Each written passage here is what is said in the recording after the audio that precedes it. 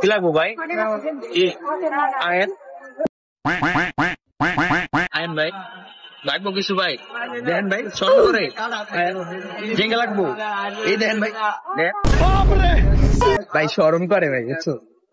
আমার সাইজের ভাই, আমার লাগবো। ভাই লাগবো, আমার লাগবো লাগবো লাগবো। ভাই দেখেন ভাই, একেবারে 100 ফিটিং হবে ভাই।